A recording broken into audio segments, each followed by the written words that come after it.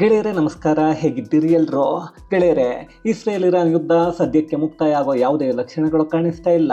ಇಂಥದ್ದೇ ಸಮಯದಲ್ಲಿ ಭಾರತ ಸರ್ಕಾರ ತೆಗೆದುಕೊಳ್ತಾ ಇರೋ ನಿಲುವುಗಳು ಮತ್ತು ಕಾಂಗ್ರೆಸ್ ಪಕ್ಷ ಅಲ್ಲಿರೋ ಯೌವನ ರಾಜನ ನಿಲುವು ಯಾವ ರೀತಿ ಇದೆ ಅನ್ನೋದು ದೇಶದ ಜನರಿಗೆ ಅರ್ಥ ಆಗ್ತಾ ಇದೆ.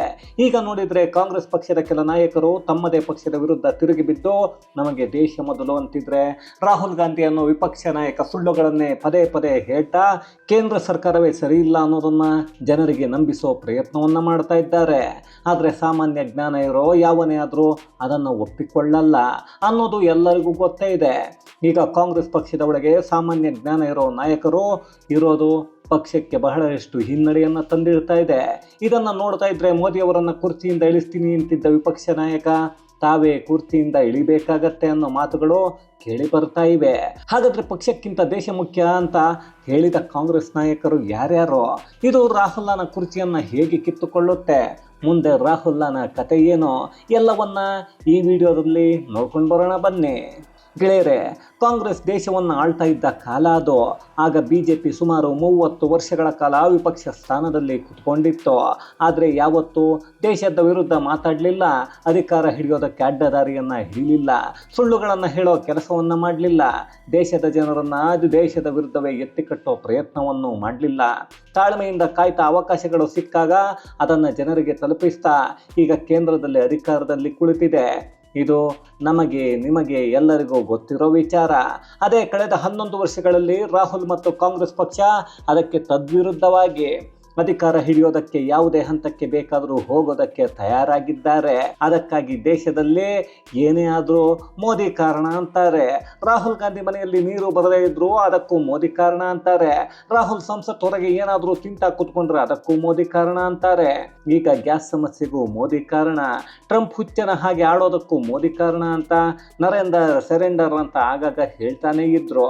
ಒಂದು ಕಡೆ ಟ್ರಂಪ್ ಹುಚ್ಚಾಟಕ್ಕೆ ಮೋದಿ ಕಾರಣ ಅನ್ನೋ ವಿಪಕ್ಷ ನಾಯಕ, ಇನ್ನೊಂದು ಕಡೆ ಅದೇ ಟ್ರಂಪ್ ಭಾರತದ ವಿರುದ್ಧ ಮಾತನಾಡಿದ್ರೆ ಅದೇ ಸತ್ಯ ಅಂತಾರೆ.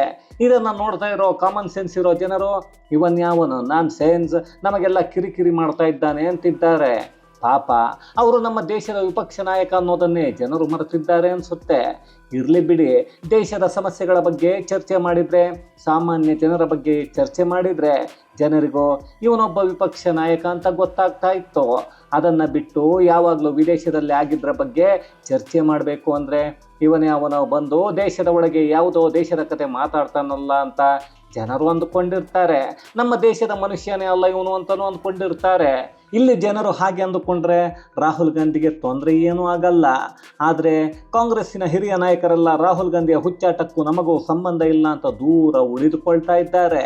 ಭಾರತದ ವಿದೇಶಾಂಗ ನೀತಿ ಸರಿ ಇಲ್ಲ, ಮೋದಿ ರಾಜಿಯನ್ನ ಮಾಡ್ಕೊಂಡಿದ್ದಾರೆ ಅಂತ ರೋಡಲ್ಲಿ ರಾಹುಲ್ ಅಡ್ಡಾಡ್ತಾ ಇದ್ರೆ, ಹಿರಿಯ ಕಾಂಗ್ರೆಸ್ ನಾಯಕ ರಾಜತಾಂತ್ರಿಕತೆಯ ಬಗ್ಗೆ ಬಹಳಷ್ಟು ವಿಚಾರಗಳನ್ನು ತಿಳ್ಕೊಂಡಿರೋ ಶಶಿ ತರೂರ್ ಭಾರತ ಸರ್ಕಾರ ಜವಾಬ್ದಾರಿಯಿಂದ ಕೆಲಸವನ್ನ ಮಾಡ್ತಾ ಇದೆ. ಇರಾನ್ ಸುಪ್ರೀಂ ಲೀಡರ್ ಅಯಾತುಲ್ಲಾ ಖಮೇನಿಯ ಹತ್ಯೆಯನ್ನ ಭಾರತ ಖಂಡಿಸಲಿಲ್ಲ. ಇದು ಅತಿ ದೊಡ್ಡ ತಪ್ಪು ಅಂತ ರಾಹುಲ್ ಮತ್ತು ಅವರ ಗುಲಾಮರು ಗೋಳಾಡ್ತಾ ಇದ್ದಾಗ ಕೇಂದ್ರ ಸರ್ಕಾರ ಆಗಲಿ ಪ್ರಧಾನಿ ಮೋದಿ ಆಗಲಿ ಯಾವುದೇ ಉತ್ತರವನ್ನು ಕೊಡಲಿಲ್ಲ. ಅದೇ ಕೇಂದ್ರ ಸರ್ಕಾರ ಮಾತನಾಡೋದಕ್ಕಿಂತ ಕೆಲಸವನ್ನು ಮಾಡಬೇಕು ಅನ್ನೋ ಯೋಚನೆಯನ್ನು ಮಾಡ್ತಾ ಇತ್ತು.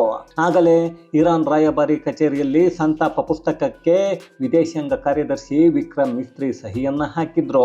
ಅಲ್ಲಿಗೆ ಅಧಿಕೃತವಾಗಿ ಭಾರತ ಸಂತಾಪವನ್ನು ಸೂಚಿಸಿದ ಹಾಗಾಯಿತು. ಆಗ ವಿಪಕ್ಷಗಳ ಮುಖಕ್ಕೆ ಅದೇನೋ ತಗೊಂಡು ಹೊಡೆದ ಹಾಗೆ ಆಗಿದ್ದು ಮಾತ್ರ ನಿಜ. ಅದಾದ ನಂತರ ಇಲ್ಲದ ವಿಷಯಗಳನ್ನು ಜನರ ಮುಂದೆ ಹೇಳೋದಕ್ಕೆ ಹೋದ್ರು. ಅದರಲ್ಲಿ ಭಾರತದಲ್ಲಿನ LPG ಸಮಸ್ಯೆ ಮೋದಿಯಿಂದಲೇ ಆಗ್ತಾ ಇದೆ, ಮೋದಿ ಸರ್ಕಾರವೇ ಇದಕ್ಕೆಲ್ಲ ಕಾರಣ ಅನ್ನೋದನ್ನ ಹೇಳೋಕೆ ಹೋದ್ರು. ಅಲ್ಲ ರೀ, ಸಮಸ್ಯೆ ಆಗಿರೋದು ಎಲ್ಲೋ ಯಾವುದೋ ಯುದ್ಧದಿಂದ. ಅಲ್ಲಿಗೆ ಮೋದಿ ಹೋಗಿ LPGಯನ್ನು ಹೊತ್ಕೊಂಡು ಬರೋದಕ್ಕೆ ಆಗತ್ತಾ? ಈ ಚಿಕ್ಕ ವಿಷಯ ಜನರಿಗೆ ಅರ್ಥ ಆಯಿತು. ಅದು ರಾಹುಲ್ ಮತ್ತು ಅವರ ಹಿಂದೆ ಇರೋ 4 ಜನರಿಗೆ ಮಾತ್ರ ಅರ್ಥನೇ ಆಗಲಿಲ್ಲ. ಈಗ ಶಶಿ ತರೂರ್ ಮಾತ್ರ ಅಲ್ಲ, ಇನ್ನು ಬಹಳಷ್ಟು ಜನರು ಕಾಂಗ್ರೆಸ್ಗೆ ಕೈಯನ್ನು ಕೊಡ್ತಾ ಇದ್ದಾರೆ. ಅದರಲ್ಲಿ ಮನೀಶ್ ತಿವಾರಿ ರಾಹುಲ್ ಗಾಂಧಿ ವಿರುದ್ಧ ಮಾಧ್ಯಮದಲ್ಲಿ ಮಧ್ಯಪ್ರಾಚ್ಯದ ಯುದ್ಧದ ಬಗ್ಗೆ ಮಾತಾಡಿ ಭಾರತ ಸರ್ಕಾರ ಸರಿಯಾಗಿ ಕೆಲಸವನ್ನು ಮಾಡ್ತಾ ಇದೆ ಅನ್ನೋದನ್ನು ಹೇಳಿದರು. ಇದೆಲ್ಲವನ್ನು ಮರೆಯೋದಕ್ಕೆ ಆಗದೆ ರಾಹುಲ್ ಗಾಂಧಿ ಉರಿದುಕೊಳ್ತಾ ಇದ್ರೆ, ಆ ಉರಿ ಆರೋದಕ್ಕೆ ಮೊದಲೇ ಕೇಂದ್ರದ ಮಾಜಿ ಸಚಿವ ಆನಂದ ಶರ್ಮಾ ಹಾಗೆಯೇ ಮಧ್ಯಪ್ರದೇಶದ ಮಾಜಿ ಮುಖ್ಯಮಂತ್ರಿ ಕಮಲ್ನಾಥ್ ಕೂಡ ಕಾಂಗ್ರೆಸ್ ಪಕ್ಷಕ್ಕೆ ದೊಡ್ಡ ಹೊಡೆತವನ್ನು ಕೊಡ್ತಾ ಇದ್ದಾರೆ. ತಮ್ಮದೇ ಎಕ್ಸ್ ಖಾತೆಯಲ್ಲಿ ಕೇಂದ್ರ ಸರ್ಕಾರವನ್ನು ಹೊಗಳಿ ಟ್ವೀಟ್ ಮಾಡಿರೋ ಆನಂದ್ ಶರ್ಮಾ ಮಧ್ಯಪ್ರಾಚ್ಯದ ವಿಚಾರದಲ್ಲಿ ಭಾರತದ ರಾಜತಾಂತ್ರಿಕ ನಿಲುವು ಪ್ರಬುದ್ಧತೆಯಿಂದ ಕೂಡಿದೆ ಅಂತ ಹೇಳ್ತಾ ಇದ್ದಾರೆ. ಮಧ್ಯಪ್ರದೇಶದ ಮಾಜಿ ಮುಖ್ಯಮಂತ್ರಿ ಕಮಲ್ನಾಥ್ ದೇಶದಲ್ಲಿ LPG ಸಮಸ್ಯೆ ಆಗ್ತಾ ಇಲ್ಲ, ಸಮರ್ಪಕವಾಗಿ ಪೂರೈಕೆ ಅಂತೂ ಆಗ್ತಾ ಇದೆ, ಆದರೆ LPG ಅಭಾವವನ್ನು ಸೃಷ್ಟಿಸ್ತಾ ಇದ್ದಾರೆ ಅಷ್ಟೇ ಅಂತಿದ್ದಾರೆ. ಅಲ್ಲಿಗೆ ಇವರು ಹೇಳ್ತಾ ಇರೋದನ್ನು ನೋಡ್ತಾ ಇದ್ರೆ ಕಾಂಗ್ರೆಸ್ ಪಕ್ಷವೇ ಈ ಕೆಲಸವನ್ನು ಮಾಡ್ತಾ ಇದೆ ಅನ್ನೋದನ್ನು ಅವರೇ ಒಪ್ಪಿಕೊಳ್ತಾ ಇದ್ದಾರೆ. ಯಾಕಂದರೆ ಕರ್ನಾಟಕದಲ್ಲಿ LPG ಸಿಲಿಂಡರ್ಗಳನ್ನು ಕಳ್ಳತನದಿಂದ ಕಾಳಸಂತೆಯಲ್ಲಿ ಮಾರಾಟ ಮಾಡಲಾಗ್ತಾ ಇದೆ. ಅದರಲ್ಲೂ ಏನು 4,000, 8,000, 10,000ಕ್ಕೆ ಮಾರಾಟ ಮಾಡ್ತಾ ಇದ್ದಾರೆ. ಇದನ್ನು ಕೆಲ ಹೋಟೆಲ್ ಮಾಲೀಕರೇ ಹೇಳ್ಕೊಂಡಿದ್ದಾರೆ. ಅದನ್ನು ಮಾಡ್ತಾ ಇರೋದು ಇಲ್ಲಿನ ಕೆಲ ಏಜೆನ್ಸಿಗಳು. ಆಟೋ LPG ದೇಶದಲ್ಲಿ ಅಭಾವ ಅನ್ನೋ ವರದಿಗಳು ಇಲ್ಲಿಯವರೆಗೂ ಬಂದಿಲ್ಲ. ಅದೇ ನಮ್ಮ ರಾಜ್ಯದಲ್ಲಿ ಮಾತ್ರ ಅದರ ಸಮಸ್ಯೆ ಅತಿ ದೊಡ್ಡದಾಗಿ ಆಟೋ ಚಾಲಕರ ಜೀವನವನ್ನೇ ಕಿತ್ತುಕೊಳ್ತಾ ಇದೆ. ಆದರೆ ಸಮಸ್ಯೆಯನ್ನು ಕೇಳಬೇಕಾಗಿರೋ ಕಿತ್ತು ಹೋದ ಮಂತ್ರಿಗಳೆಲ್ಲ ಉಪಚುನಾವಣೆಯನ್ನು ಮಾಡೋಕೆ ದಾವಣಗೆರೆಯಲ್ಲಿ ಮಲಗಿದ್ದಾರೆ. ಜನರ ಸಮಸ್ಯೆ ಏನು ಅನ್ನೋದನ್ನು ಕೇಳ್ತಾ ಇಲ್ಲ. ಅದರಲ್ಲೂ KH ಮುನಿಯಪ್ಪ ಇನ್ನೂ ಒಂದು ಹೆಜ್ಜೆ ಮುಂದೆ ಹೋಗಿ LPGಯಲ್ಲಿ ಯಾವುದೇ ಅಭಾವ ಆಗ್ತಾ ಇಲ್ಲ, ಆಟೋ ಚಾಲಕರು ಸುಳ್ಳನ್ನೇ ಹೇಳ್ತಾ ಇದ್ದಾರೆ ಅಂದರೆ ಪಾಪ ಆಟೋ ಚಾಲಕರ ಕಷ್ಟ ಮನೆಗೆ ಹೋಗಲಾರದೆ ರಾತ್ರಿಯಿಂದಲೇ LPGಗಾಗಿ ಕಾಯ್ತಾ ಬೆಳಿಗ್ಗೆ ಎದ್ದು LPG ಹಾಕಿಸಿ ಆಟೋ ಚಾಲನೆ ಮಾಡ್ತಾ ಇದ್ದಾರೆ. ಅದರಲ್ಲೂ ಒಂದು ಆಟೋಗೆ ಹಾಕ್ತಾ ಇರೋದು ಕೇವಲ 250 ರೂಪಾಯಿ LPG ಮಾತ್ರ. ಅದರಲ್ಲಿ ಆಟೋ ಚಾಲಕರು 50 ಕಿಲೋಮೀಟರ್ ಮಾತ್ರ ಚಲಾಯಿಸಬಹುದು. ಅದು ಕೂಡ ಮಧ್ಯಪ್ರಾಚ್ಯ ಯುದ್ಧ ಶುರುವಾದ ನಂತರ 59 ರೂಪಾಯಿ ಇದ್ದ ಆಟೋ LPG ಇವತ್ತು ಸುಮಾರು 90ರಿಂದ 120 ರೂಪಾಯಿವರೆಗೂ ಆಗಿದೆ. ಹೀಗಿದ್ದಾಗ ಆಟೋ ಚಾಲಕರಿಗೆ ಯಾವುದೇ ಪ್ರಯಾಣಿಕರು ಹೆಚ್ಚಿನ ದರವನ್ನು ಕೊಡಲ್ಲ. ಅದನ್ನು ರಾಜ್ಯ ಸರ್ಕಾರ ನೋಡಬೇಕಿತ್ತು.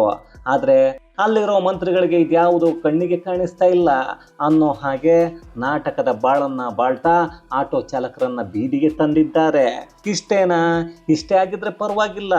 ದೇಶದ ಬಹಳಷ್ಟು ರಾಜ್ಯಗಳಲ್ಲಿ ಸಿಲಿಂಡರ್ಗಳನ್ನು ಕಾಳಸಂತೆಯಲ್ಲಿ ಮಾರಾಟ ಮಾಡ್ತಾ ಇದ್ದವರನ್ನು ಬಂಧನ ಮಾಡಲಾಗ್ತಾ ಇದೆ ಅನ್ನೋ ವರದಿಗಳನ್ನು ಪ್ರತಿನಿತ್ಯ ನೋಡ್ತಾನೆ ಇದ್ದೀವಿ.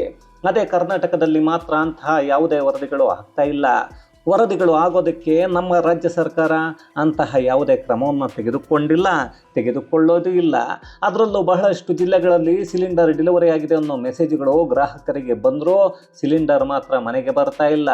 ಇದರ ಅರ್ಥ ಅಲ್ಲಿಯ ಏಜೆನ್ಸಿಗಳು ಬೇರೆ ಯಾರಿಗೋ ಮಾರಾಟವನ್ನು ಮಾಡಿಕೊಳ್ತಾ ಇವೆ ಅಂತ. ಇಂತಹ ದೂರುಗಳು ಬಂದರೂ ಸರ್ಕಾರ ಮಾತ್ರ ಕ್ರಮವನ್ನು ತೆಗೆದುಕೊಳ್ತಾ ಇಲ್ಲ ಅಂದರೆ ಅದನ್ನು ಏನಂತ ಕರಿಬೇಕು? ಯೋಚನೆ ಮಾಡಿ.